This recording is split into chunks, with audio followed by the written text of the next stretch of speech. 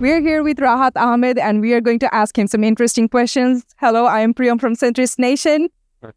Nice to meet you too. Can I just first ask that you have been in this investment scene for so long. I think you initiated investments in Bangladesh around 2004. So you really have watched this evolution of investment landscape. Can you tell us a bit about that? Sure. So I started my career on the capital markets side. I think my first trip to Bangladesh to invest in the country was September of 2004.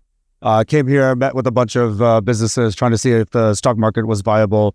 And over the next 4 or 5 years, we actually looked at the market quite heavily. And I think around 2007, we became one of the larger international investors in the market. And I think now, kind of seeing the movement from 2004 to what we are experiencing today, there's some optimism because I think more than anything, the demographics is what's really interesting because you're looking at the median age around 30 years old. People are coming into a position where they are earning money, but also have some skill sets that I think are not only locally applicable, but globally applicable. And I think this is when you start investing domestically and you actually start seeing results that could return value to a lot of international investors. How much of an impact do you think this kind of a summit or this kind of conferences bring when it comes to increasing foreign investment?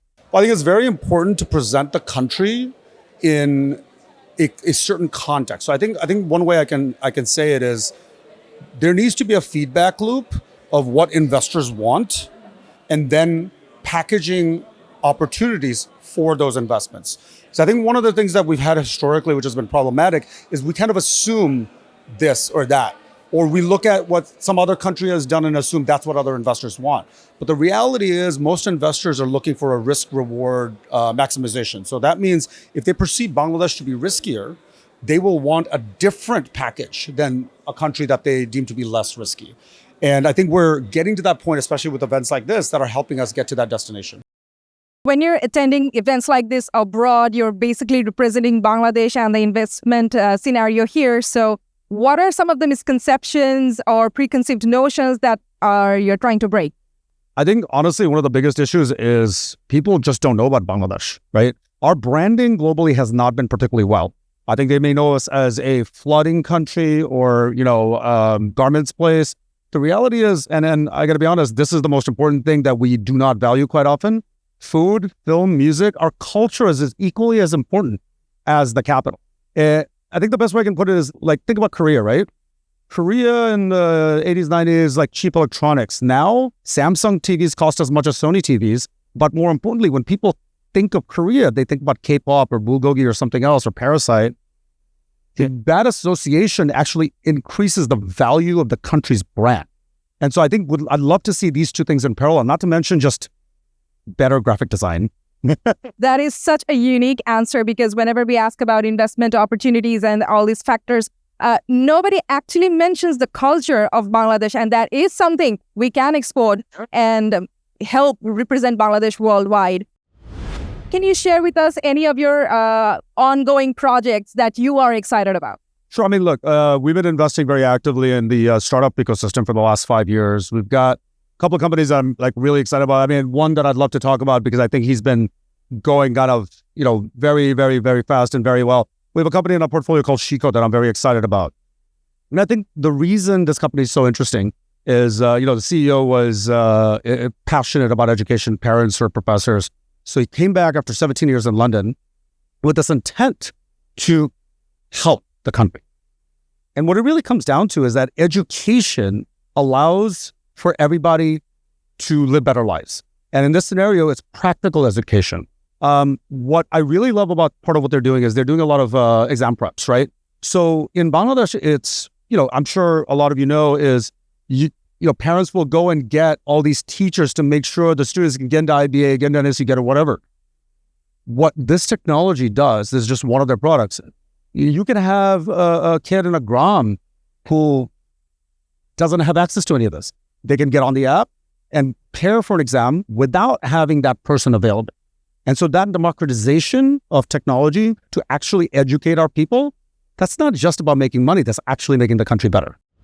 Since you are into investments and you're dealing with this thing, I'd just like to ask you, apart from returns, what are some metrics that you would take into consideration when you're evaluating whether or not a business is successful?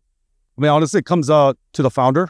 The founders matter, right? And I think it's a combination of a couple of things. But one is, do they have the right intentions of why they're building the business? If they just want to update their LinkedIn and call themselves a founder, or they want to win some awards, that's not going to work. Why? When things are hard, if you are not genuinely interested in what you're building, you're going to give up. And that just doesn't work, right? You need somebody who's really, really passionate. The other thing is, I think they need to have a vision. So, we often say short-term execution and long-term vision. You need to go towards something much, much bigger, something greater than what's in front of you. But that doesn't mean you don't actually execute the day-to-day. The third thing that I think is really, really important is the ability to excite people to buy into that vision, buy into waking up in the morning and coming to work the next day, get excited on delivering that next part of that project or whatever. And I think quite often we forget that matters it's not just, numbers and whatever. You have to get people excited. Thank you so much. You took a lot of time to actually answer all these questions. And I know that our viewers are really going to benefit from this. I'm sure a lot of our viewers are early entrepreneurs that are trying to build a business. And a lot of the time when they're trying to get fund, what are some of the basic, like in some of the sessions, I've heard this one issue repeatedly, that people still don't know how to make a real constructive, convincing pitch deck, right? Like a pitch deck that actually converts. So can you give some advice for our young entrepreneurs? Look, I'll take a step back and say something that I think is important to understand. So 94%, if we're going to talk about startups for a sec specifically, right? So 94% of all startup investment in the history of the country is international. So that is, the first thing to understand is that. So that means you're likely going to have to pitch to an investor who is not from Bangladesh. And the investor is not from Bangladesh, it is likely that they have the choice of investing in Indonesia, in Vietnam, in India, in Pakistan, in Middle East. So you are competing against entrepreneurs, not just in Bangladesh, but everywhere.